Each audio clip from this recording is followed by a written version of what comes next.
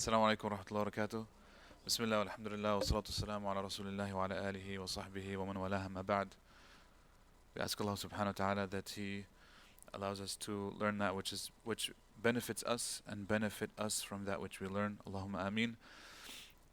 We ask Allah subhanahu wa ta'ala to bless our gatherings and make them gatherings of forgiveness and rahmah and mercy and sakina and serenity, inshaAllah ta'ala. To proceed, so inshallah ta'ala tonight we're continuing with Ibadur Rahman, the slaves or the servants of the Most Merciful, inshallah ta'ala. We're of course blessed to have Sheikh Muhammad here and Sheikh Yasir, so they I feel embarrassed to even speak yani, when we have mashallah them here.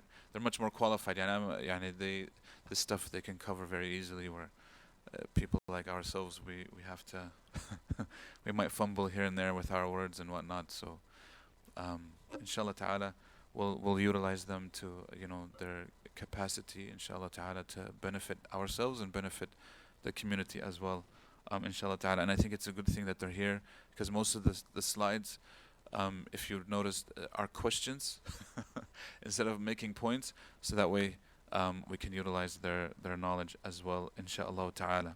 So today we are going to discuss the concept of when we say Ibadur Rahman.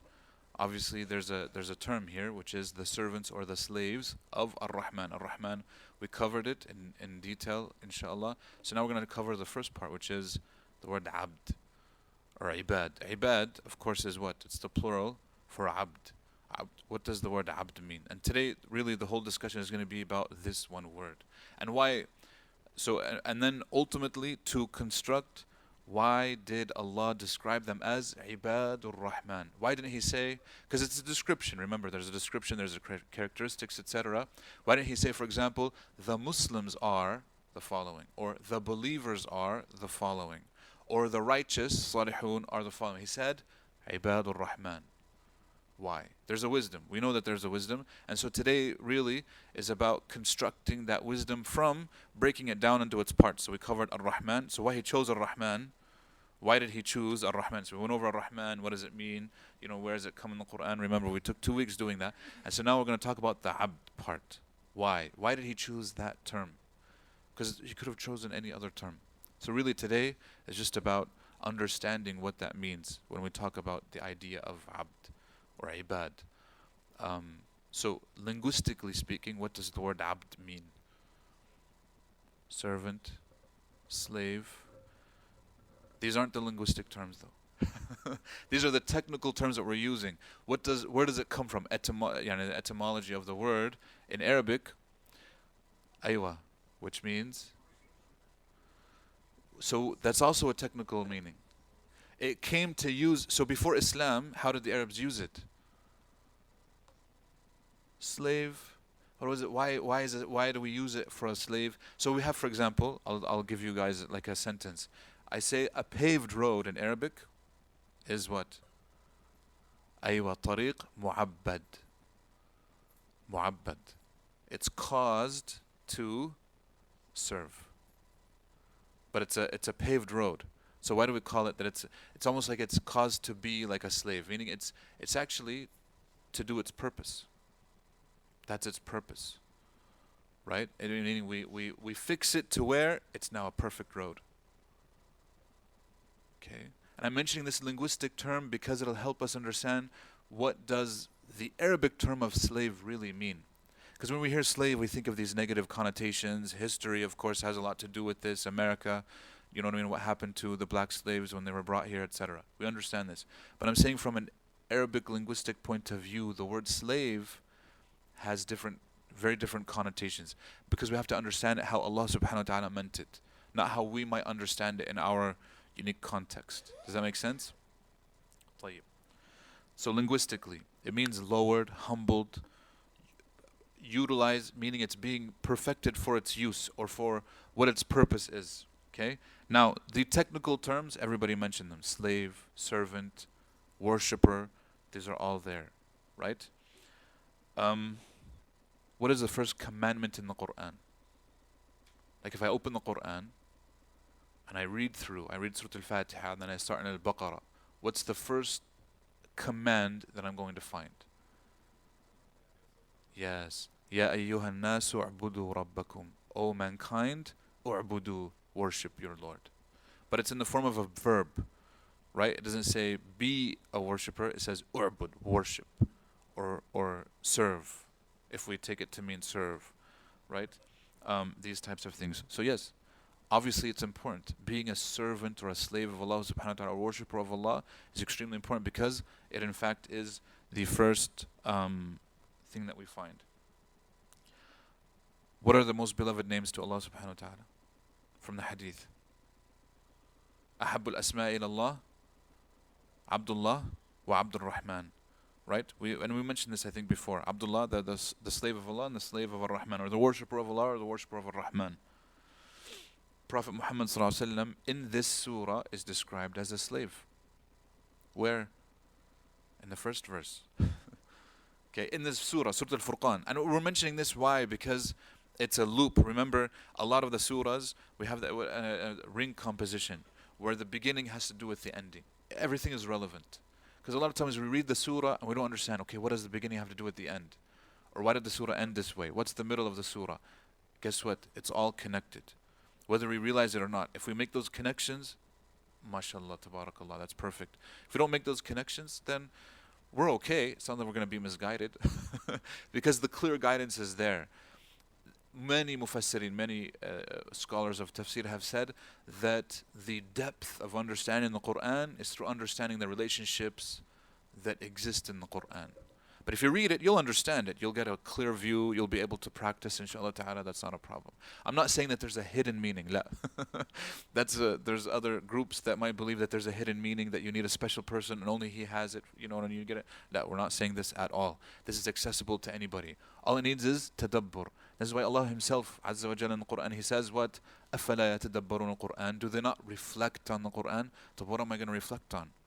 Right, I'm going to reflect on the verses and how Allah mentions one thing here, and then at the end of the surah He repeats it again, or He mentions it in a different way. First verse in this surah that we're discussing, He says, تَبَارَكَ الَّذِي نَزَّلَ الْفُرْقَانَ عَلَى عَبْدِهِ. Exalted is He who sent down the Furqan, the Criterion, upon His slave. And now at the end of the surah, He's describing His slaves. Ibadur Rahman. Okay, so it's relevant completely. Because, so for us now, we now have a better picture. Who is the best slave that I can emulate? It's the Prophet ﷺ. So he in fact embodies that perfect role model that I want to be. Okay, very good. The beautiful poetry. This is poetry that's very difficult to translate, but it's tracked down to Al-Qadi Iyad al-Subti, and he's Moroccan, rahimahullah, he's from Al-Maghrib. And he says, وَمِمَّا زَادَنِي شَرَفًا وَتِيهًا وَكِدْتُ بِأُخْمُصِي أَطَأُ الثُّرَيَّا دُخُولِي تَحْتَ قَوْلِكَ يَا عِبَادِي وَأَنْ صَيَّرْتَ أَحْمَدَ لِي نَبِيًّا. Right? It's beautiful. And I've heard many scholars repeat this over and over, because it says, and the thing that caused me the most honor. I want you to focus on this word. He says honor. Sharaf. Tiha is, the state of bliss. And I almost, because of this high status that you gave me, that I could walk with my feet on the highest stars. Because of how much honor I feel. دخولي تحت قولك يا عبادي. That I have been included in the group that you call, O my servants. Meaning I am a servant to you. I am a slave to Allah. He's saying this is causing me what? Honor. Right? And a high status. And then the last part is that you caused Ahmed to be a messenger to me. That you sent him as a messenger to me. This is an honor. And for us, 100% honor. Imagine Allah chose the best person to be sent as a messenger to who? To me and you and everybody else. Is there any honor greater than this? And you know the honor of the message by who comes bearing it. And usually the messenger is compared, if we do like a human comparison, and of course to Allah is the best example, but if we do like a human example, if a head of state wants to send a messenger with a message to another head of state, does he choose the best person? It depends. You know what I mean? If he respects who he's sending them to, Yeah, he'll send them somebody that they respect, that they would value. But if he doesn't, so they know, like, who are you? You're the messenger that this person sent. He couldn't find somebody better than you. It's you. But for us, when Allah chose the best human being to walk this earth as a messenger for us, automatically this gives us so much honor because the messenger is better than us. Where usually people view it the other way around. The messenger is lower. You're a head of state, and but no, in this case it's not. And then of course he's saying that I feel a sense of honor by being a slave of Allah, even though a slave is negative. A slave should never be an honorific term, but here he's saying no, because of who you're a slave to, it is the most honorable thing that a person can be, is to be a slave. Because in fact the Messenger himself ﷺ, was a slave of Allah subhanahu wa ta'ala. Okay? So now we have a question. How is being a slave of Allah honorable? This is really the exploration for today, inshallah ta'ala. Aside from the original question that we asked, really today we're going to explore how is being a slave of Allah alone honorable. And in fact it is. And inshallah ta'ala, hopefully by the end of today, not that anybody doubts this, but inshallah ta'ala there will be no shred of doubt left that wallahi this should be a goal of all of us, is to be a pure slave. There's many books that have been written about this topic, by the way, just so that people are aware. There's a book by Ibn Taymiyyah. It's called Kitab al-Ubudiyya, the book of servitude, of being a slave. Right? I tried to read it, I think like 10 years ago, and most of the concepts are going over my head, just because of how dense and rich, and he's going through all these different levels and whatnot. And I would encourage, I think it's been translated into English, things like this, to help us focus and realize truly what our role is in this life, and inshallah ta'ala how to be better people as a result. Okay, and we'll come to this inshallah ta'ala. Being a slave to Allah is by being selected. Number one, you're not doing a favor to Allah by serving Him. Because from our human perspective, when I serve somebody, I'm doing him a favor. Correct? If I'm serving you, I'm doing you a favor. Right? With Allah subhanahu wa ta'ala, we don't do any favors. There is no favor to do. It's not aslan a transaction. Now, Allah subhanahu wa ta'ala sometimes does describe our relationship as transactional, but in reality, if you think about the reality of it, right, there is no transaction. Everything is from Him aslan to begin with. And then if I'm giving it back, I have to. It's not even an option, right? And we have to think about it from this perspective. Were there a people who acted as if them becoming believers or them doing good deeds is a favor that they're doing to Allah? Yes, there were. What did Allah say about them? There's a verse, or a series of verses at the end of Surat Al-Hujurat, right? And I think Shaykh Muhammad did a tafsir of Surat Al-Hujurat, right? But at the very end he says what? يَمُنُّونَ عَلَيْكَ أَنْ أَسْلَمُوا. They come to you, showing you that they've done a favor for you, that they have become Muslim. Meaning this is to Prophet Muhammad sallallahu alaihi wasallam. There were tribes of Arabs who would come and they're like, hey, we're Muslim now. Show us some respect. Like, we're doing you a favor, Ya Muhammad, by becoming Muslim. And then what did Allah reveal in the Quran? بَلِ اللَّهُ يَمُنُّ عَلَيْكُمْ أَنْ هَدَاكُمْ لِلْإِيمَانِ إِن كُنْتُمْ صَادِقِينَ. Rather, it is Allah who has the favor upon you, that He guided you to Iman if you were truthful. If you truly knew and understood the relationship, it's the other way around. You would be grateful. You would know that Allah has all favor upon us. So we shouldn't look at that from that perspective. Another thing has to do with the idea of love. Right? What do you worship? Because if you ask somebody, what do you worship? A Muslim, obviously every Muslim will say what? I worship Allah, without a doubt. Why did the Prophet ﷺ, for example, tell us in a hadith, Ta'isa abd ad-dinar, Ta'isa abd ad-dirham. He says abd ad-dinar and abd ad-dirham. What does those mean? He's a slave. It's not talking about love. He says abd. He's a slave of money, a slave of the dinar, a slave of the dirham. So why would the Prophet ﷺ talk about people and being slaves to money? Priority. Do they love it more than they love Allah? Yes. Because are they worshipping it? Like if we use the word abd to mean worship, are they worshipping money? And do they put money down, or like money, you know what I mean? whatever. Astaghfirullah. I don't want to like do that. See, you understand what I'm saying, right? No, they don't worship it in the same way that we worship Allah, without a doubt. How do they worship money?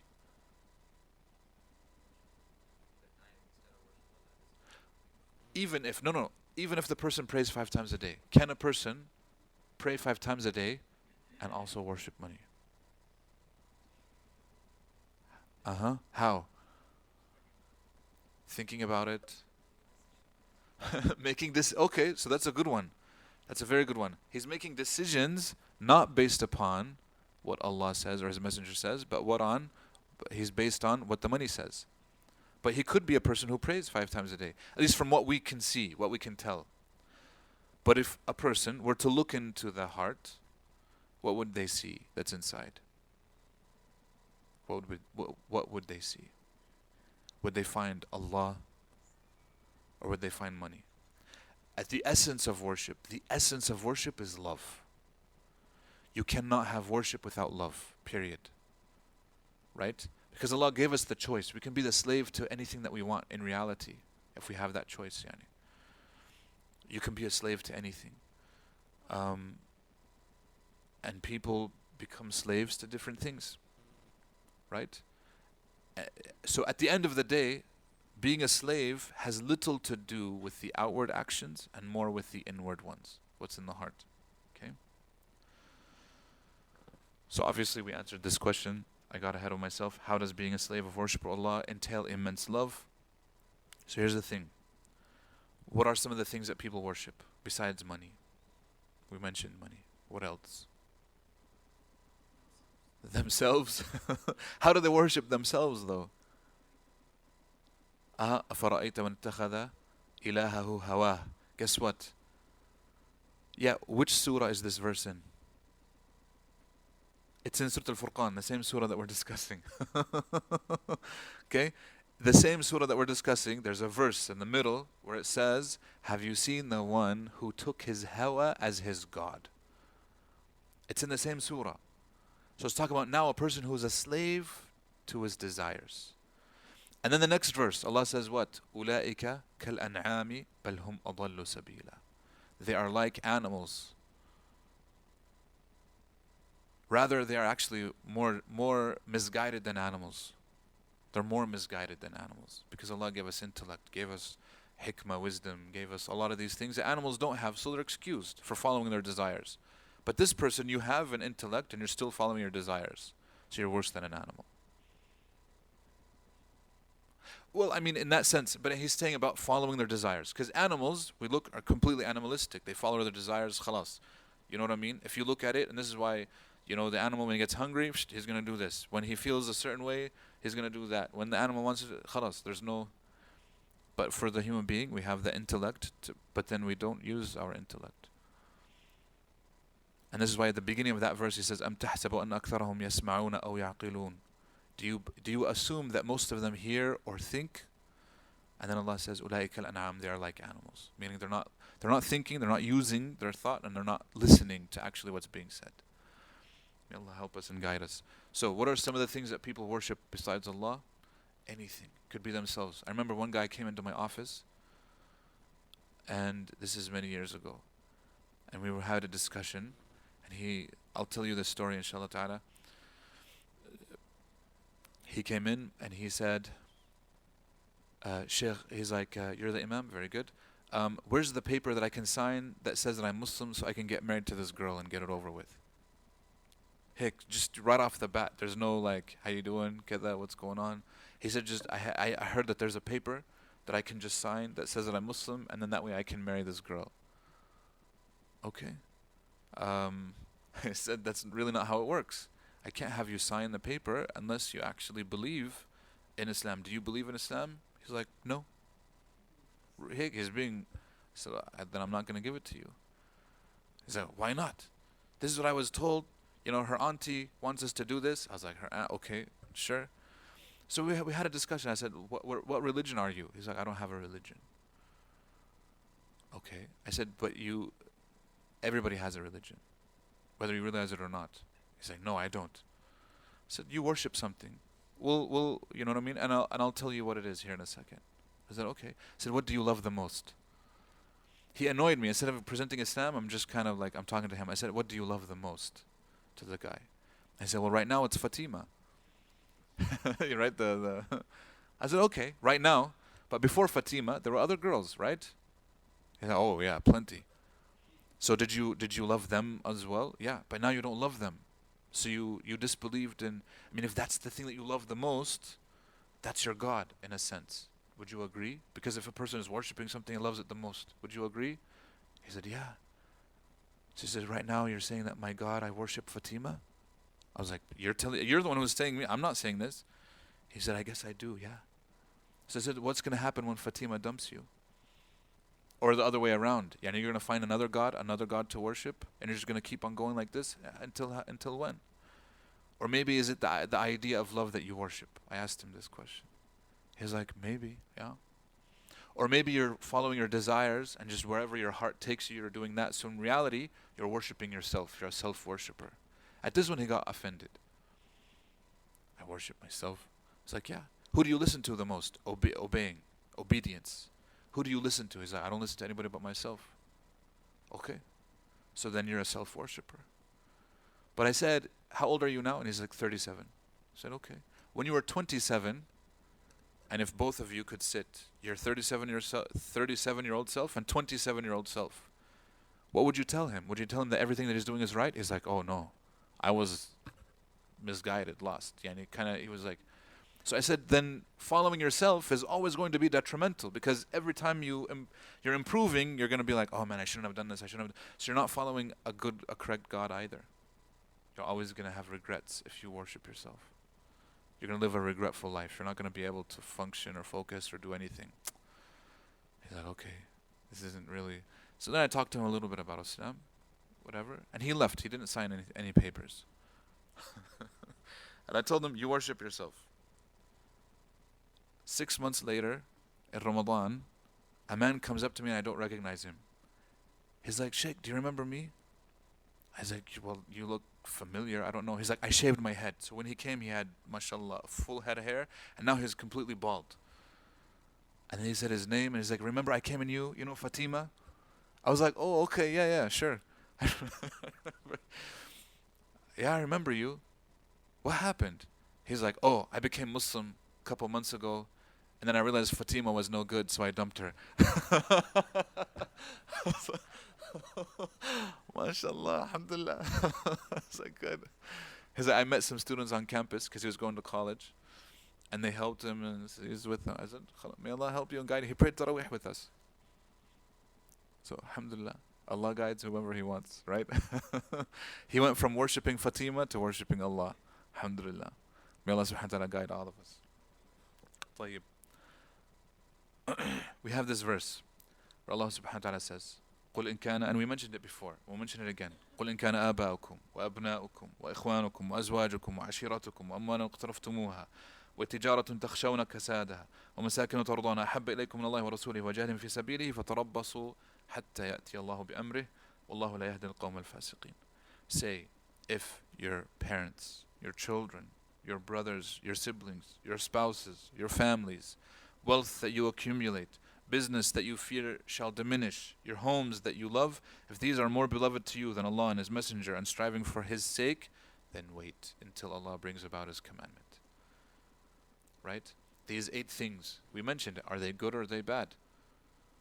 These are good. Allah actually encourages us to focus on these things, but He's saying never to the point where they're more than Allah and His Messenger and striving for His sake.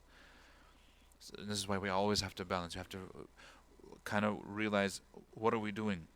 This is why Ibn al-Qayyim rahimahullah, he says, if the heart loves something more than Allah, عُذِّبَ بِهِ وَلَا بُدْ, his heart will be tormented by that thing, and it is a must. If a person loves a spouse more than Allah, you'll be tormented through that spouse. And I'm saying this because sometimes we love too much and it ends up hurting us and we don't know why. Some wives might love their husbands too much. And now a person might say, hey, Sheikh, that's a little wrong. I might disagree. And if Sheikh Yasir Fazaga is here, I might have him expand on this point. Or one of the other people who, but I'm very serious about this point, right? I don't mean that we shouldn't love our spouse. I'm saying that we have to have balance. Because unhealthy too much, you almost become a slave to the spouse. And that's not the relationship. Not everything your wife says you have to do. Right? Not everything your children ask you to do, you have to do. Not everything your parents ask you to do, you have to do. When do we say no? When do we focus on what Allah wants? How many times are there spouses who might disobey Allah in order to obey the wife? Or obey the children, or their parents, or whoever, or the money, or any one of these 8 things is what we're saying, right? Because obedience is a part of love. You cannot continuously obey something if you don't love it. Eventually it'll fall off. Right? Love is needed to sustain it. So, we're asking these questions. These are very deep questions. I'm not saying not to love the spouse. Bil'aks, everybody should love their spouse to a huge degree. But who are you a slave to at the end of the day? Even your boss, at work, your job, whatever it is, the moment that you free yourself from being a slave to them is the moment that you'll be happy. And why do we say this? Like the next verse, wallahi, so this verse, I remember about a year ago, it hit me like a ton of bricks. Reflecting on the meaning of this verse and some of the things that I myself was going through. I want to say it hit me like a ton of bricks because you realize sometimes we live our lives and anyways, I'll share the verse and you'll see what I'm talking about.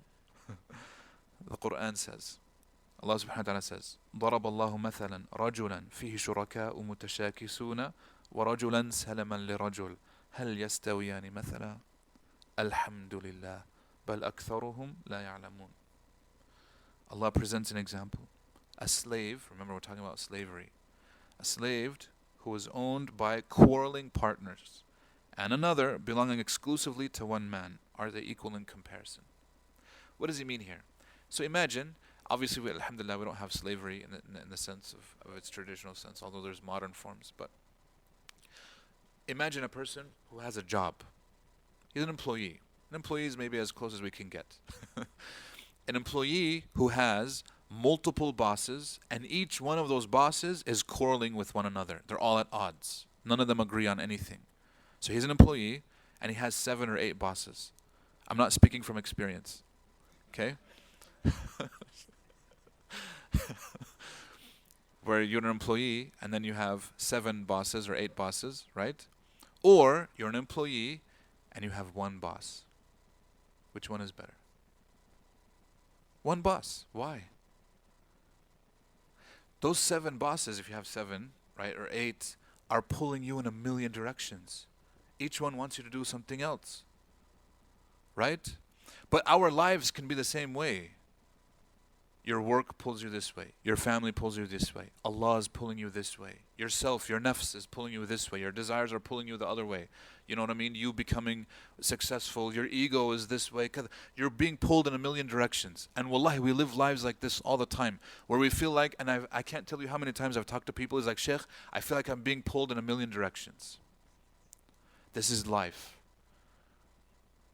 And this is what this is talking about. This verse is talking about the person who he's trying to obey so many things. At the end of the day, you can't obey any of them. Or you have one master. And he's the only one that I care about. And he's the only one who I want to please. Everything else will fall under that one. Which one is better? The one. Without a doubt.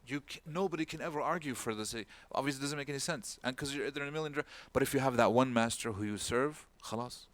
You're done. That person will be happy, content. He'll be pleased. This is why for us as Muslims, wallahi, we should wake up every day and saying, my only master is Allah. My Rabb, my Lord is Allah. He's the only one that I need to please. And the moment that you stop trying to please the people, because I used to have that problem myself. And I'm speaking very openly here. Where I tried to please people too much. And sometimes I would realize, I have to please Allah subhanahu wa ta'ala alone. Conceptually, people understand this. But in practice, it's very hard to implement. And you might be afraid of angering somebody. But guess what? The moment that you don't, it's not that you don't care, but the moment that you only care about Allah and everybody else, if it's not something that Allah and His Messenger say, khalas, that's done. Wallahi, people will respect you more when they know that you obey Allah alone. Wallahi, they will.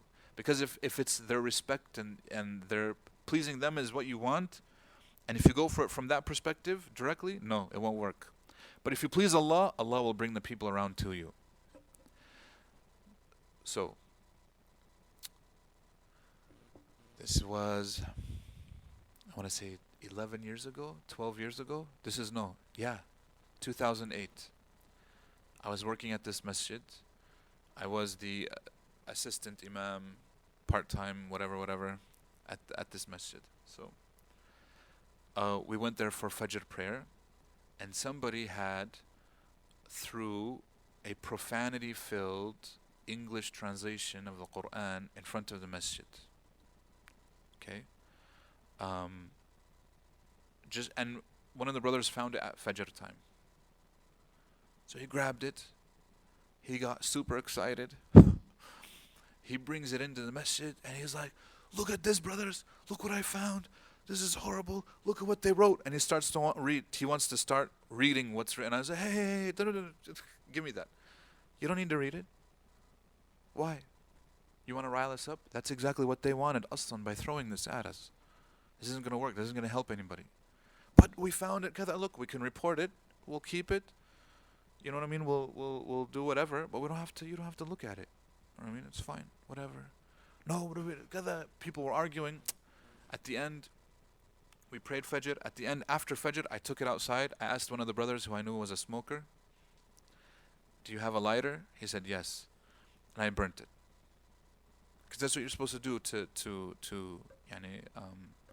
respectfully get rid of it and stuff. And then the ashes, I buried them. There was a little flower bed. I put them in the flowers. Here you go.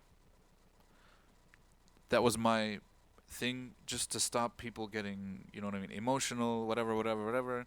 Could we have entered it as evidence? We don't even know if they were going to care. At that point, it doesn't matter. One of the important people in the community came that Friday prayer. This was a man who everybody in the community, to show respect, they would never disagree with at all. Like they would kiss up to him because mashallah he was wealthy. When I say wealthy, I'm not talking about like his wealth wasn't in the millions or even the tens of millions. We're talking about hundreds of millions. In fact, he was the wealthiest non-Mormon. Mashallah, very beautiful, amazing brother. He would come to the masjid, all these things. But many people, khalas, for whatever reason or another, they would kiss up to him so much that it's like, embarrassing, man. You're a grown man. This guy, he's not. So anyways, he came and somebody told him about the incident. So he came and he asked me, he's like, "What happened?" I told him what happened and I burnt it. "You burnt it?" He got upset at me. "How could you do this? Blah, blah, blah, blah, blah, blah, blah." And I said, "No, look, you know what I mean? I did what I did. And actually, this is the proper way." He's like, "What do you mean the proper way?" I told him, Islamically speaking, this is what we do. I've never heard this before. It became an issue. People are telling me just agree with him. One brother was telling me like, "Look, what are you doing? Don't talk to him this way." And I'm like, "No, I'm gonna talk to him the way that I'm gonna talk to him." Afterwards, that same guy came to me and said, "Thank you, kada," and then he would want my opinion on other things, and then the relationship improved. And when I reflect on that, I was like, if you like bow down to people just because of their perceived status or because of who you think they are, they lose respect for you. The people themselves. But when you stick to your principles, especially when you know your principles are right and you're pleasing Allah subhanahu wa ta'ala. I'm not saying your own principles like I have my own guidelines that are not the Quran and Sunnah. No, we're talking about Quran and Sunnah. Respectfully though. I wasn't disrespectful. I wasn't anything. I'm like, this is what I did for the reason that I did. Wallahi, people will respect you even more. And this is khalas, sunnatullah fi khalqi. This is why we have many narrations where it says, "Man ardan nasa fi sakhatillah." Whoever tries to please the people while displeasing Allah, what will happen? Allah will be displeased, and then Allah will cause the people to also be displeased with him. But whoever pleases Allah while displeasing the people, what will happen? Allah will be pleased, and eventually He'll bring the people around as well. At the end of the day, you have to make sure I only have one master. I only have to serve Allah. That's it. Well, and the moment that you do this, it actually grants you freedom. The moment that we realize that I am a servant to Allah subhanahu wa ta'ala, I can actually be free. The Prophet ﷺ says in the hadith, the man who wakes up in the morning, man asbaha wa hammuhu dunya, whoever wakes up in the morning and his worry is the dunya, things will happen to him. And then the opposite is true. Whoever wakes up وَمَصْبَحَ وَهَمُّهُ الْآخِرَةِ, and his worry, his ham is the hereafter, what will happen to him? So, for the first person, for the person who wakes up, and the first thing on his mind, his worry is, he's worried about the dunya. What will happen to this person? So what will Allah do for him? جَعَلَ اللَّهُ فَقْرَهُ بَيْنَ عَيْنَيْهِ. Allah will put his poverty between his eyes, meaning right in front of him. He'll think that he's poor. وَشَتَّتَ اللَّهُ شَمْلَهُ, and Allah will disperse his worries. He'll be worried all over the place. He's scattered. وَلَمْ يَأْتِهِ مِنَ الدُّنْيَا إِلَّا مَا كَتَبَ اللَّهُ لَهُ, and nothing from the dunya will come to him except that which Allah has already decreed. Anyways, but he's worried. But the opposite is true. مَنْ أَصْبَحَ هَمُّ الْآخِرَةِ جَمَعَ اللَّهُ لَهُ شَمْلَهُ. Allah will gather for him everything into one thing. He'll have one goal. Imagine waking up and you only have to worry about one thing. Like in our lives. This isn't theoretical. This can be very practical. The moment that I realize I am a servant of Allah alone. I'm only living for Allah. Yes, I love these other things and I can work on them, but these aren't who I serve. I'm not living for that. The moment that I can tell myself I'm living for Allah alone, Allah is the moment that you become free. Truly free. That's it. How many of us, and I'm saying this as a person, like I was saying, wallahi, like reflecting on this verse, I'm like, man, I need to make sure that I'm only pleasing Allah subhanahu wa ta'ala at the end of the day. That's it. So, the person who focuses, and he says, وَجَعَلَ اللَّهُ غِنَاهُ فِي قَلْبِهِ, the person who focuses on the hereafter. جَمَعَ اللَّهُ لَهُ شَمْلَهُ, everything will be gathered. And Allah will put his ghina, his wealth, in his heart, and the dunya atatu wa hiya raghima, and the dunya will come to him because Allah forced it to come to him. The dunya will come to you now. The moment that you become a slave to Allah alone. This is what happened to the companions of the Prophet ﷺ. Salman, as an example, every single one of the Sahaba was poor, most of them. But then later on, they conquered the whole entire earth. They became the wealthiest people. Salman went from being a poor kid, sold into bondage, a slave, to eventually becoming the governor and the person in charge of that entire empire that he was once a part of. Nobody could have ever imagined that happening. Yet it happened to him throughout his lifetime. And he said, we abandoned the dunya. I didn't want it. It came to me. And when it came to me, it's not like I even wanted it. Because he's seeing it for what it really is, the dunya. Just a tool. And we have to see that from that perspective. So we said freedom is granted to us when we are slaves to Allah alone. How so? So people frequently say this, I can't live without blank. Should a Muslim ever say that? I can't live without my... It's hard. I'm saying this from a very practical point. Yes, if I use the tool, my phone, I know that it's a tool at the end of the day. But if I reach a point where I can't live without my phone, I'm in dangerous territory. Or whatever it is, I'm using the phone as an example. But it could be anything. Because remember, Allah can take it away.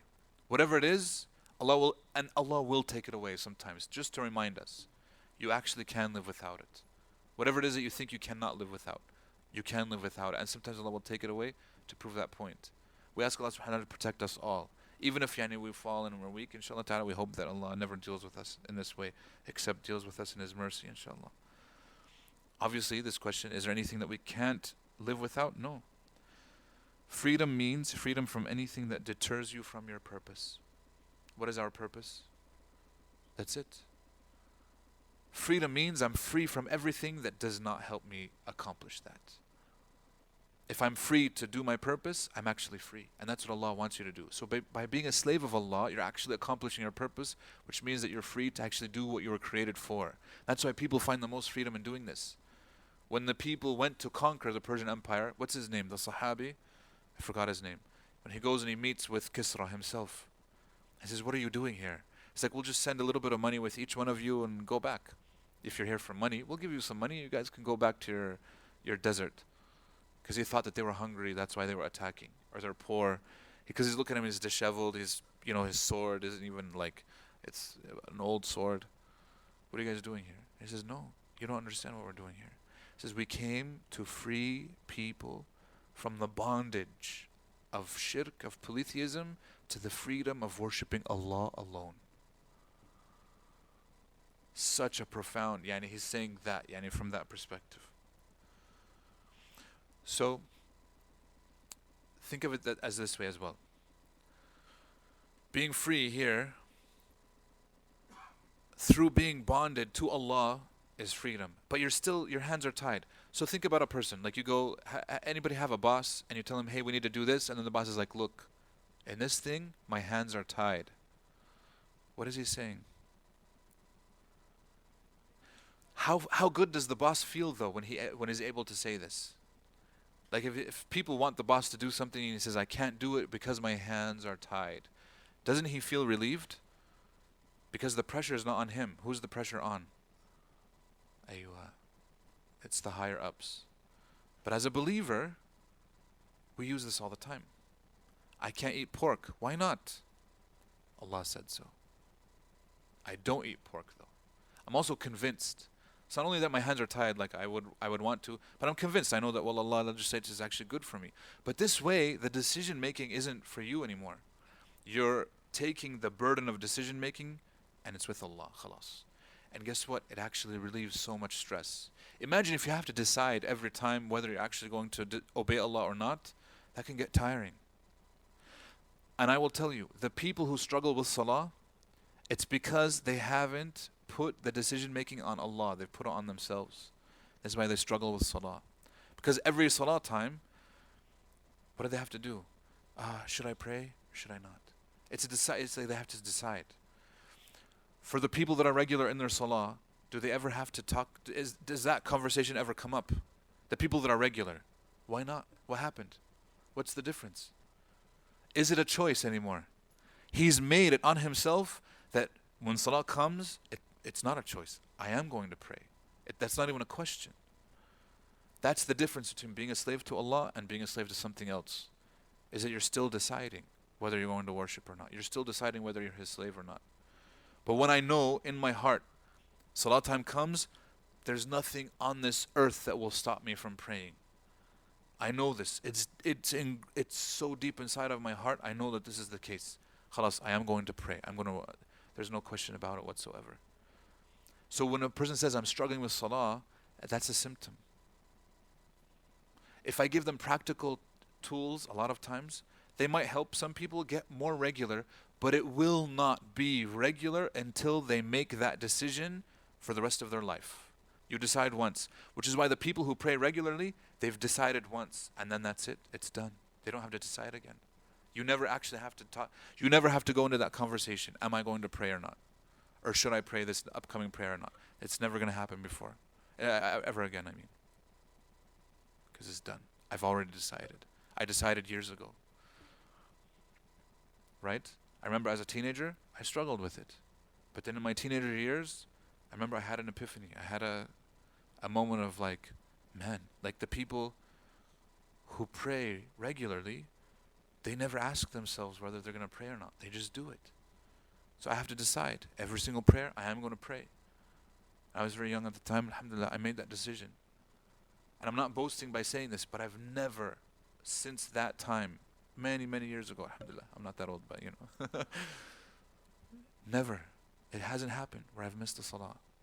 Like if I have, it was because of extraneous circumstances or forgetful, something happened, that was it's the exception, But as a decision, like I know that it's salat, but I can't remember the last time that's happened. It hasn't. Okay? You decide once, you never have to decide again. So that way it's not a struggle anymore. And Everything else in life, wallahi, everything else in life will become easy. Once you decide this isn't an option. So by tying your hands, what I'm saying here is by tying your hands to what Allah and His Messenger say, by becoming a slave to Allah, you actually free yourself. It's no longer a burden because it's not an option. You don't have to think about it. Eating bacon, it's not an option. I'm not even going to consider that. Drinking alcohol, I'm not even going to consider that because I'm bound to Allah subhanahu wa ta'ala. Do you see here how being a slave to Allah actually alleviates so much pressure? And you actually become happy because now you have freedom to do all these other things that Allah allows you to do. Artists, people who do art, and I'm saying this because I had an art degree before, right? They do their best work under extreme limitations. So artists will go out of their way to limit themselves to a certain area or a certain thing that they want to do, and they just operate within that. And they say, that's where I found my freedom, I found my niche. But if I just say I'm going to do whatever, they'll be all over the place. You have to limit yourself, and by limiting yourself, you actually experience more freedom. Imagine a person who gives a speech. There's another example. A speech. If I don't limit myself to a thesis or an idea, what's my speech going to be about? Like imagine khatibs, I'm not trying to call anybody out, but a khatib who comes up and he's going to talk about a little bit of everything in his khutbah. It's all over the place. People come out, there's no message. I don't know what the khatib was talking about. Just all over. A little bit about salah, a little zakah, a little Ramadan, a little everything, but okay. But when the khatib focuses, he says, this is my topic, this is what we're going to focus on today. It's beautiful. You hear it and you're like, man, there's a takeaway message. I exactly know. But he only achieved that by limitation, by limiting himself. And so us, by becoming slaves of Allah, limiting ourselves to what Allah and His Messenger say, we actually experience that same freedom. It becomes beautiful. But it's only through those limitations, limiting to a theme, an idea, etc. So these are, I know, deeper concepts of, but I just wanted to share them, inshallah ta'ala. Okay. Freedom in the decision is already made. Freedom from objects. We'll end with this, inshallah ta'ala. Does anybody have any questions, comments, concerns? I know it's 9 o'clock, so I wanted to wrap it up, inshallah ta'ala. We can continue, yani. There's still some other ideas. I still have like 3 more slides, but for the sake of time, we'll stop, inshallah ta'ala. If anybody wants to leave, feel free to leave. We'll take some questions, inshallah. Inshallah.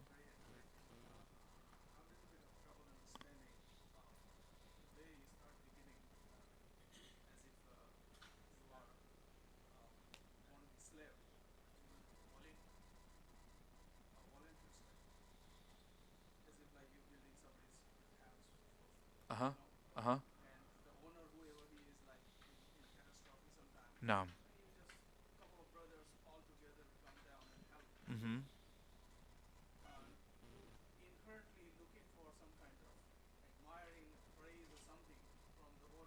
Mm-hmm. Mm-hmm. Mm-hmm.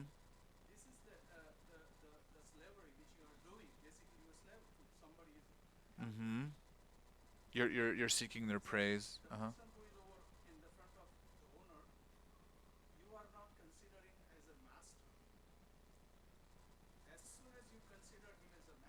Yeah. Right. Yes.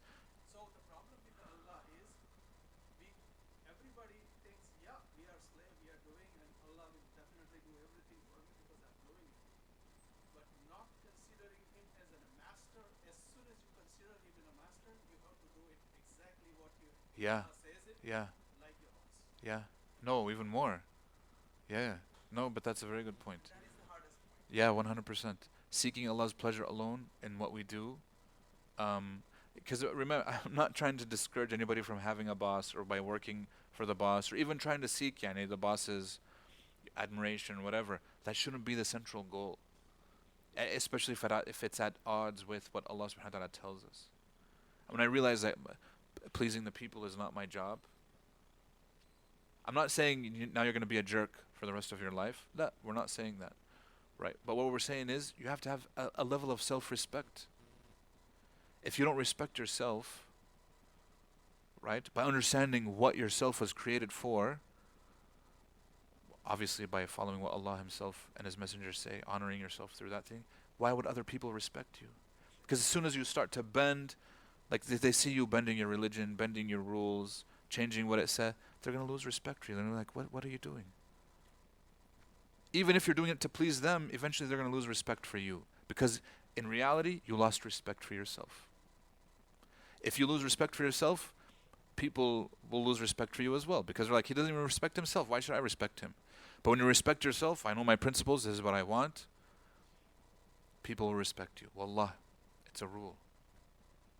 You have to show respect for yourself first. I value myself. I value my religion. I value my identity. This is who I am. I'm not saying that you have to hate me for it or anything. I can be respectable. I have manners that Islam teaches me. But this is khalas. So, naam, jazakallah khair. Anything else? Any other comments, ideas? Yes. Uh-huh.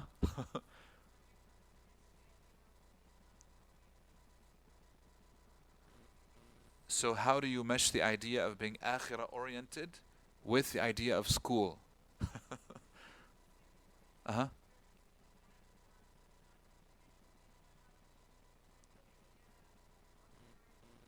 Yeah.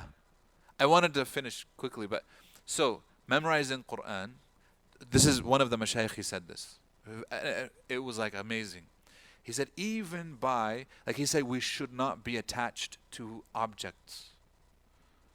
And he says by memorizing the Quran, I have now become free even from a physical book where the Quran is with me.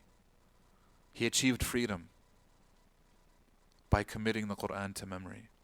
And now he's not even attached to a physical book anymore, let alone objects or other things like this. So a person, even through memorizing Quran, becomes much more free than a person who needs to rely on the actual physical book.